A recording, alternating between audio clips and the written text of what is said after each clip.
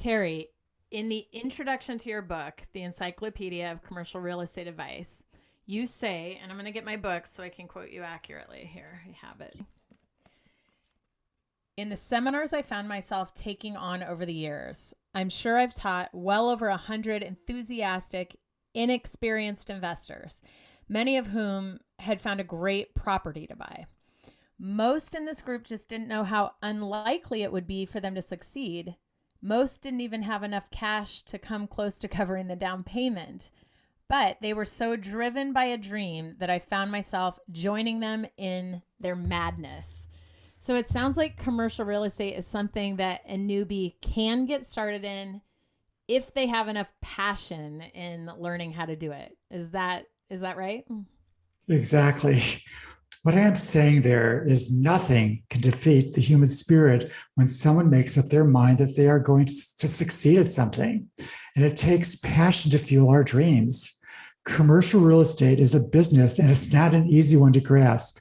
It has quite a learning curve, and it takes a lot of cash. Hey, that kind of rhymes. But the most successful first-time sponsors that I've worked with didn't seem to care about that. For some reason, they simply didn't focus on how hard and how complicated it is. This was their greatest asset in getting started. They discovered that what they didn't know, they could learn, and what they didn't have as far as money, they could raise from investors and lenders. And they learned how to find great properties also.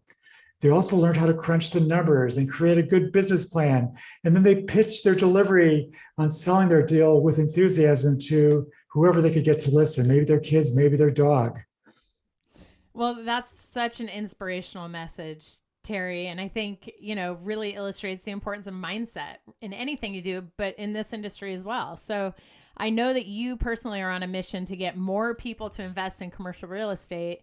Do you think most people should quit investing in residential rentals and buy commercial property instead? I'm not going to say most people, because owning commercial real estate, again, is a larger learning curve and a higher level of risk. But if you know you love real estate investing, maybe you have already bought a rental or two, then you absolutely must make the leap up to commercial real estate and learn it as a business venture. I keep hearing you say this, but why is investing in commercial real estate better than investing in residential? It's just that I'm talking here about economy of scale. Let's say you have a small rental property business that has grown over 5 years from 1 home to 5 homes. Now you have to drive all over town to rent and maintain these 5 properties. What if you sold some of them and moved up to a small 12-unit apartment complex? Now all the units are under one roof.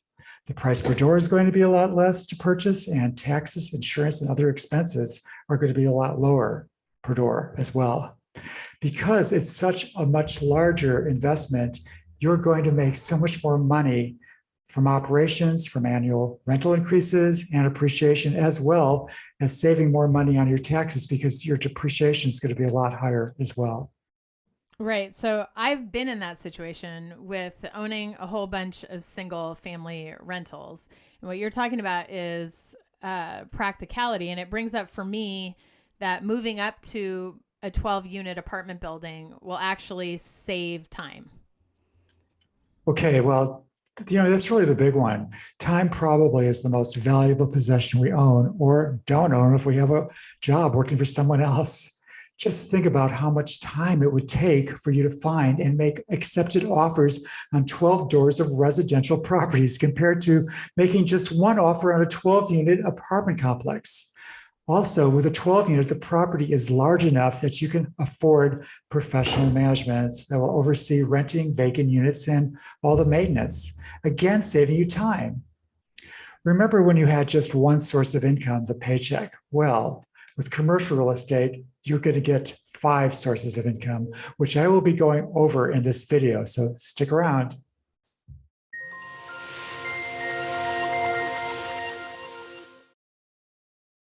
Hello and welcome to the Encyclopedia of Commercial Real Estate Advice channel, where we give insider tips on over 500 real estate topics from the book, The Encyclopedia of Commercial Real Estate Advice by Terry Painter.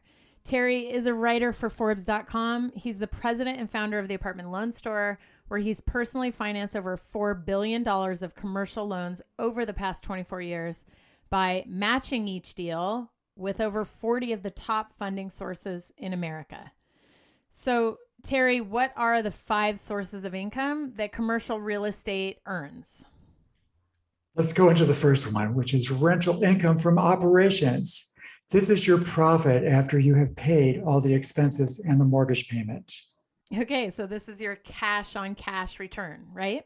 Exactly. And that's what most people think about when they think about owning a rental property or even a commercial rental property at first. So the second way commercial real estate earns money is from rental increases, which usually average 6% annually in America. That's on multifamily at least. But in 2021, according to Zillow, this shot up to 10% and 13.5% in December alone. Wow. So, but you don't expect rental increases to continue at 10%, do you? I mean, aren't they going to eventually be constrained by what renters No, earn? I don't think so for some time. I do expect rents to go up 8 to 10% or even possibly more annually for quite a while. This is because the price of the average home has shot up to $340,000 in 2021. And they're still holding at that high, they're even going higher, which put a lot of folks out of the housing market who are competing in the lowest vacancy rental market in history, which is under 4.5%, according to the National Association of Realtors. To add insult to injury, because of COVID, there have never been so few construction starts on new apartment complexes. So supply just can't keep up with demand. People seem to value a good place to live above everything else and are willing to pay a higher percentage of their income for housing than ever before. Yeah. Okay, so let's get into the third income stream for commercial real estate. This is going to be appreciation. In 2021, multifamily properties alone shot up in value more than 12%, with cap rates hovering around 5%. As long as you could raise rents, the value of a commercial property will go up. Commercial properties usually earn more money from appreciation over time than any other source. Okay, so please explain why raising rents increases commercial property values.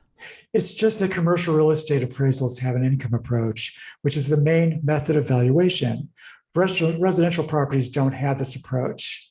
When rents are raised, this goes right to the bottom line and increases the net operating income, which lowers the cap rate and increases the value in the income. It also increases the net operating income. So the value of the income approach goes up. Okay. Okay, let's move on to income stream number 4, depreciation. Only in America can you own an income property investment that appreciates and depreciates at the same time. How is that even possible? But it does. Depreciation earns money for you by lowering your 1040 income taxes. Here's an example. I'm going to use an apartment complex which the IRS will allow you to depreciate over 27.5 years. It's different for other types of commercial property. So keep that in mind. The value of the land cannot be depreciated. Okay, so let's say you're purchasing $1 million apartment complex and the value of the land is $100,000. That leaves $900,000 to be depreciated over 27.5 years. $900,000 divided by 27.5 years equals $32,727 in annual depreciation, which comes to, if you're in a 25% tax bracket, a whole lot of money. It's going to be $8,181 more dollars in your pocket each year just because of depreciation. Well, I mean, that's certainly a benefit that W-2 wage earners don't get. So what's the 5th source of income that commercial properties earn? Okay, the 5th source is actually reinvestment of equity. This is my favorite one. You could do this either through a 1031 tax exchange or a cash out refinance. This will make more money for you over time than anything. Doing a 1031 tax exchange, or it's actually called a deferred tax exchange, because at some point in time, if you don't do another 1031 exchange, you're going to have to pay taxes. capital gains taxes. Anyway, this allows you to sell the property and reinvest your equity in a larger replacement property that has more income, more rental increases, more appreciation, and more depreciation. Again, only in America. Only in America do you get to leverage your equity, which has grown over time, to buy more income property without paying capital gains taxes. Or should I say deferring the tax? I might have to make that clear. But my favorite way of leveraging equity is to do a cash out refinance to buy another income property and keep your original property. Well, of course you prefer that. You're a lender. Okay, come on. That's not the only reason I'm saying this. It's just that with a cash out refinance, you have all the benefits that you had in the 1031 exchange, plus you get to keep your original property too. Now you have two properties that are going to give you income from operations, rental increases, appreciation, depreciation, and future income from more reinvestment of equity and more 1031 exchanges or cash out refinances.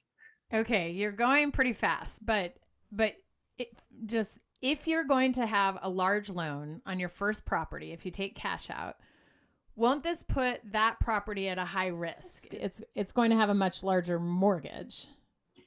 That's a good point, Kriya. It could increase risk if you refinance too fast after acquiring the property, and this property can't afford the larger mortgage payments. Okay, so you're going to have to wait probably 4 years or maybe even longer to do this cash out refinance, because by that time, the property value will have gone up. Also, you'll have more net operating income that can afford larger loan payments. Okay, so you've watched this much of the video and you're either totally stoked or you might be thinking, hey, maybe this is a big risk. But think about the long buck, that if you take the time to learn commercial real estate thoroughly, you could crunch the numbers now, you could pick out the right properties, you have the right team together to work with, and you also have more self-confidence. I can't stress that enough. A beginner commercial property investor has to have confidence. You could also join somebody else's, property and learn about that for your first investment. And you don't have to be the head honcho this time. But if you feel driven and you like to control things, then you find the property, you find the money, and you can do this. I know you can. I've seen lots of people doing it, including myself. The best to you. Thanks. I love that. So for current rates and terms on Terry's loan programs, you can find a link to Apartment Loan Store below. To read a sample of Terry's book, you can also find a link for that below. If you've enjoyed this video, make sure to watch our video on raising money for multifamily properties for beginners. And lastly, if you want to see more videos on everything commercial real estate, just leave us a thumbs up and hit the subscribe button so you're notified when a new video comes out. So thank you for watching this one, and we look forward to seeing you the next time.